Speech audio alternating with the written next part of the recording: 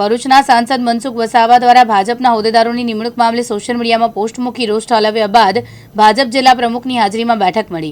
વાલિયા તાલુકામાં જાહેર થયેલ ભાજપની બોડીમાં મહામંત્રીઓ આદિવાસી કાર્યકરોને સ્થાન નહીં આપવામાં આવતા ભારે રોષ ફેલાયા બાદ કાર્યકરો દ્વારા ભરૂચ શહેરના કશક સ્થિત ભાજપ જિલ્લા કાર્યાલય ખાતે જિલ્લા પ્રમુખ પ્રકાશ મોદી સાથે ચર્ચા વિચારણા કરી પોતાનો રોષ વ્યક્ત કર્યો અને અન્ય પાર્ટીમાંથી આવેલા લોકોના હોદ્દા આપતા જૂના કાર્યક્રમમાં નારાજગી હોવાની વ્યથા ઠાલવી હતી। આ મુદ્દે જિલ્લા પ્રમુખે આગામી સમયમાં યોગ્ય નિર્ણય લાવવાની બાહેધરી આપતા મામલો શાંત પડ્યો હતો।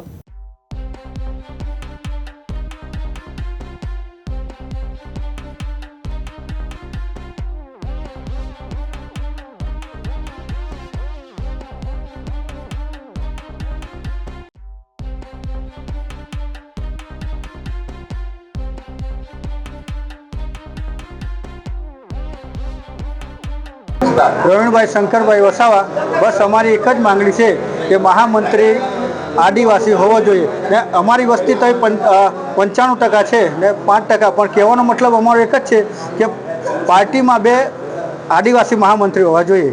બસ પ્રમુખ સાહેબને બી અમારી એ જ છે ને જે કાર્યકર્તા પાર્ટીનું કામ કરે છે આજે એમની કોઈ એ નહીં રાખતા એ લોકો। અચ્છા, તમારી માંગણી નહીં સંતોષાય તો શું કરશો? તો અમે રાજીનામું આપવું।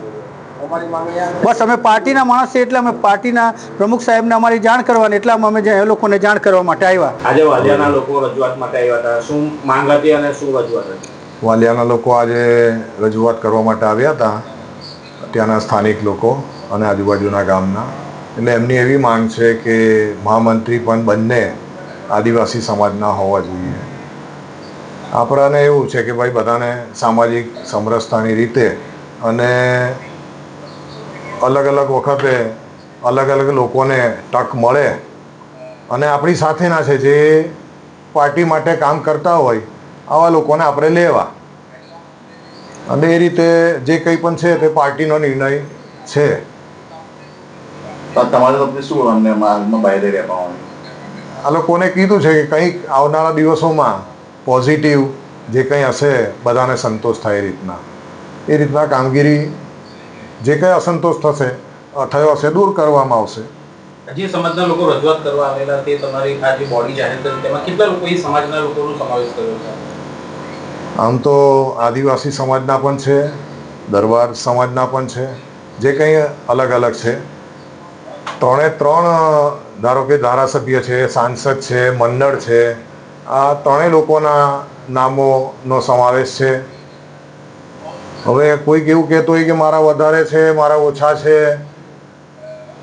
અલગ અલગ પાર્ટીમાંથી તો બધા આવેલા હોય। હવે બધાને પાર્ટીમાં સમાવેશ કરેલો છે અને પાર્ટીના બધા કાર્યકરોને સંતોષ થાય એવા નિર્ણય લેવામાં આવશે।